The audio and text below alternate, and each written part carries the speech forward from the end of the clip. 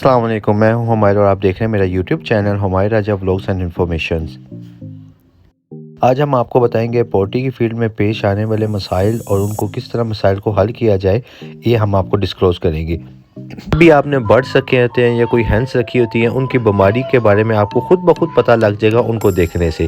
जब आप उनको टाइम देंगे तो आपको पता लग जाएगा कौन से बर्ड ने पानी पिया है, कौन सा नहीं पी रहा, कौन सुस्त चाह रहा है, कौन सुस्त नहीं चाह रहा। उनकी आंखों से आपको पता लग जाएगा कि आंखें उनकी ढीली हैं कि उनकी आंखों में यानी कि सही हैं। वहाँ से आपको पता लग जाएगा। बर्ड की आपको चलने से पता लग जाएगा। अगर आपने बर्ड्स रखे हुए या मुर्गियाँ रखी, उनकी फ्लाई से पता लगेगा। इसी तरह देखिए, जैसे कि मुर्गी है, इसको एक मसला पेश आया है। ये मुर्गी ऊपर बैठी हुई थी एक स्टिक पे, तो वहाँ से इसने जंप किया, छलांग लगाई है, नीचे वाली साइड पे आई है, जिसकी वजह से इसकी यानी कि जो पाँव था वो बेदहानी में मुड़ गया। उसके ऊपर दूसरी मुर्गियाँ भी आई हैं, जिसकी वजह से इसको तकलीफ हुई है। इसने शोर मचाना शुरू कर दिया। अभी रात का टाइम है, तकरीबन ये कोई 10-11 बजे हैं रात के। तो मैं ऊपर गया, मैंने कहा पता नहीं क्यों ये मुर्गी इतना यानी कि बोल रही है। तो ऊपर जाके देखा तो ये मुर्गी यानी कि चलने के काबिल भी नहीं थी, जैसे मैंने आपको बताया।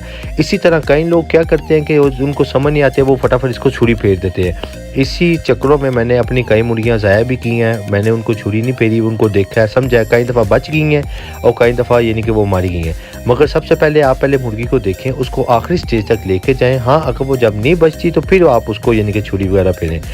अब ये देखिए कि मुर्गी नीचे गिरी है और इसके पाँव बिल्कुल मूव नहीं कर रहे। तो मैंने मुर्गी के पाँव को हाथ लगा के देखा है कि कौन सा पाँव उसका सही काम नहीं कर रहा। तो जब मैंने मुर्गी की उसके लेग को, उसके यानी कि जो ड्रम स्टिक्स थी, उसको मैंने हाथ लगाया तो उसमें जो उसके मसल्स थे वो वाइब्रेट कर रहे थे, कांप रहे थे, जैसे कि इसी जगह पे इसको चोट लगी हुई है।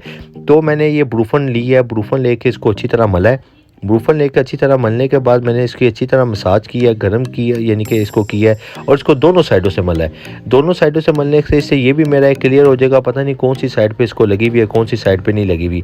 नीचे से लेकर मसाज मैंने करना शुरू किया और आस्ता आस्ता इसके पाँव तक लेके आया हूँ मसाज को, ताकि मुर्गी अगर किसी जगह पे भी इसको पेन है तो ये ब्रूफन के ज़रिए जो ये दर्द वाली है, इसके ज़रिए इसको जज़ब हो जाए। उसके बाद दूसरा मसला है, आपने क्या करना है कि इस पे आपने पट्टी ब्लेड देनी है। ठीक है, आपको पता है कि जी आप अगर ख़ुद को भी किसी को अगर मौज आ जाए, कोई चीज़ आ जाए, तो आप उस पर ये दवाई लगाने के बाद पट्टी, गर्म पट्टी ब्लेड देते हैं, ताकि वो उसके अंदर हीट रहे और हीट ज़ाया ना हो।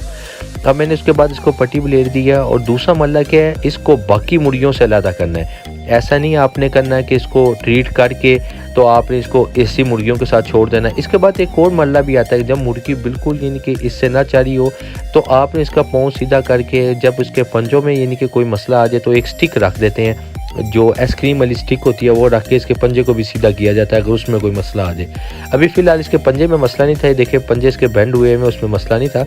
मसला जो था इसका वो लेग वाली साइड पे था, जिधर मैंने इसको पट्टी ब्लेड के रख दी है। अब देखिए मैंने इसको एक अलग से पिंजरे में रख दी है और इसको बैठा के रख दी है।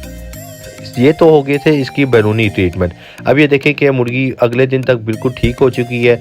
इसको मैंने मुर्गी को इसके अलावा सुबह के टाइम, मैंने रात के टाइम इसको पानी दिया था, हल्दी वाला पानी दिया था, ताकि वो हल्दी वाला पानी पिए और वो उसको अंदर से भी जो उसकी यानी कि अगर जो चोट है वो अंदर से भी बेहतर हो जाए।